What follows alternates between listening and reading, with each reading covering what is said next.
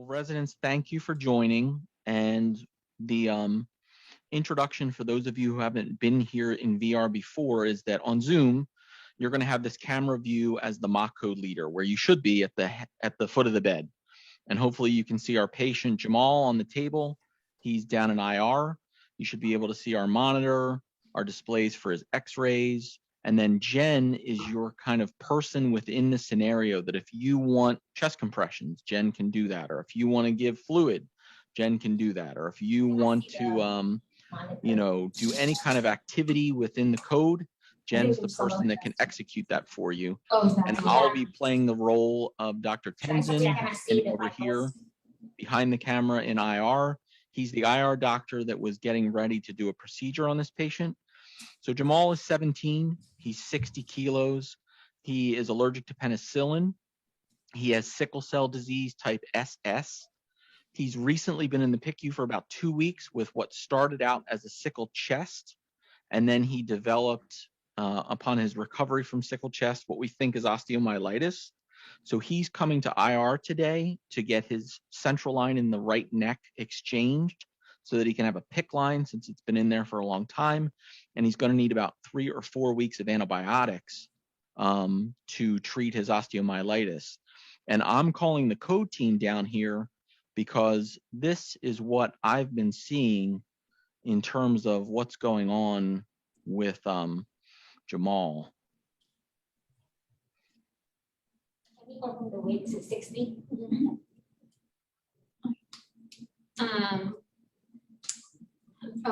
What he's doing. Oh, season. Oh, got you. Okay. So it looks like he's seizing. So we have his current IV access, so we can give some Ativan, 2 milligrams of Ativan. And while someone's doing that, someone else could tell us how he sounds, like heart and lungs. And someone could put a non-rebreather mask on his face, please. And it looks like his saturations are currently at 88%. So maybe we can put some oxygen on him. The non-rebreather. Oh, okay, sorry. Looks like he's pretty slow to me. Jen's doing most of the work over there bagging. Increase the FiO2 to 100. Yeah, is our FiO2 at 100%? Yes, he's on the wall, so he's getting 100% FiO2. Can you hear clear breath sounds bilaterally? Yeah, I mean, I'm watching her bag, and she's not getting a lot of chest rise. It's not moving very well. Okay. Yeah. Okay. Can we prepare to intubate him? Okay. What would you like for intubation? ET to 6.5. Okay, 6.5 ET tube. I think we have that set up. What else would you like? We can try a blade 3. I'm sorry, repeat that. We can try a blade of 3. A Mac 3, is that what you asked for? Yes. Yep, we have one of those at the bedside. Do you want any drugs? Yep. Can we do, for induction, we can use ketamine? Okay, we have some ketamine. So we do 1.5 mg per kg, so 90. Yep. We can do 90 milligrams of ketamine.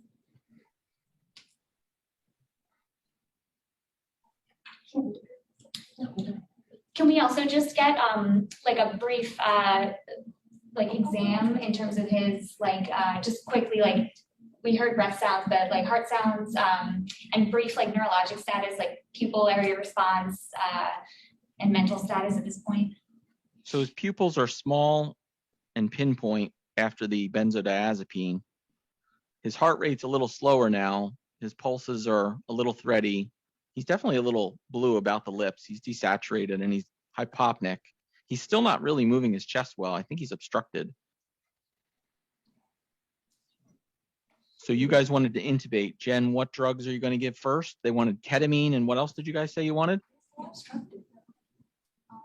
Like up here, because we get molds like this soft tissue. Where do you guys want argon ketamine?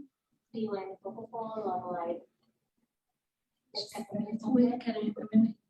No, I think ketamine is fine. fine. Do you want rocks? Well, I mean, like he's not holding right now. there's one wrong. Well, we're not able to ventilate him very well, so I'm afraid paralyzing him. Like we can't I don't ventilate think him we well. need to, wait, you want to? No, I was saying I don't. I don't know.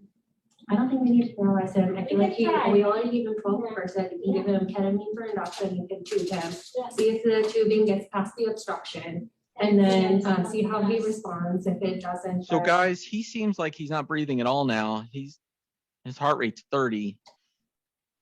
Do you guys want me to intubate him, or do you guys want me to just bag him while we're doing CPR? He didn't have chest rise with the bagging, so I think we do need to. He still intubate needs him. to be Yeah. intubated. Okay. I'll get working on that while Jen's doing that. 3 minutes. 3 to 5 minutes. It's almost a minute. All right. We have end titles, so he's intubated. Great. Do we have chest rise or breath sounds? Do you guys want to see his post-intubation chest x-ray? We are in the Yes. cath lab. We can get a fluoro if you Oh. want. Perfect. Yes, Yes, please. I'm sorry, we thought that that was the chest X-ray. So that was his pre. You should have an ET tube now, and you should be confirming position. I think the ET tube is good. There's a above the cranium. Yeah, it's a lot. It's on the classical. Okay, Yeah. good. Well, why don't we pause there and we'll do a debrief at this point. So it was hard to tell initially. We had a lot of voices kind of come in all at once because you guys are sharing a microphone. But Aaron, as the code leader, why don't you give me a summary of what this patient had and what you were kind of presented with? All right. So our patient who was in the hospital with acute chest secondary to his sickle cell disease and osteomyelitis was down in IR to get a new line placement. We were called to a code for what appeared to be a seizure. He received burst. Okay, so why don't you stop there? Why do you think he was having a seizure? Describe that. He was having tonic-clonic movements on the table. Yep. He looked stiff. He was having tonic-clonic movements. What about his vital signs that would have communicated potentially a seizure? He was hypertensive, I believe, and Was. having some desats. So he was desaturating. He was hypertensive. How about his heart rate? I'll comment that don't take it for granted that because you're in an ICU, people are going to be exposed to communication, or that because you're in a trauma bay, you hope that they do, and that these are kind of like as you debrief code that these things get better and better. That is the goal. But just like we see those like ALS or ACLS scenarios, like when you notice that's wrong, it really does happen in real life. So as a co-leader, or even if you're not a co-leader, sometimes they'll call it like a whisperer or a shadow person, like you might have someone standing by your side. Feel free to be, like if Erin was running the code and you notice like, hey, I don't know if they're gave the epi, then Christina, you can say, did you want to confirm that Jen gave the epi? And then that kind of prompts Erin or whoever. So we can certainly reinforce that to you guys to do that. I'm just saying this like outside of the realm of this scenario, just keep that in mind for yourself. That is caution. Thank What you else? for the opportunity. This was cool. Yeah. This was cool. I'm glad. Thanks for helping us, guys. Absolutely. One of the residents brought up something that is, I think is really important. And that's probably to run like a 1 minute, 2 minutes introduction of what the scenario of what the room looks like, what the avatars look like. Because for someone who has never really done this, you actually look absolutely strange. That is what folks look like before they can start. And for them to know that they have all the available resources and just make an assumption that they're in real code and request for whatever they need. Odira, I absolutely agree. We can definitely do a little more of a tutorial at the beginning of this is what can and can't be done in VR. In the ICU, if you want to get the attention of an intensivist, just tell him or her that there is a change in vital signs. The moment you do that, we're up and we want to do something. The reason I mentioned that is whenever you run a code, I want you to remember as the code leader, always try to give what is called a situational awareness. Look at your with the patient, look at your monitor. The moment in the ICU, you have loads of resources But until you say something, people might not be able to react appropriately. If you look at the monitor and, oh, this kid is in assistol, you will be amazed at the amount of resources that you have. Some of the nurses in the ICU, even the avatar, Jen, Nick, that are in this scenario, they know what you need. But if you don't say it out loud, you might not get the resources that you want. So always remember to give us situation awareness. Oh, this kid is an assistor. You will see people preparing AP right away. Even if giving AP skips your mind, somebody will say, oh, do you need an AP? You know, oh, this kid is bradycardic, less than 60. Can we? So always give that situation. Oh, this kid is seasoned. Can we give a benzo?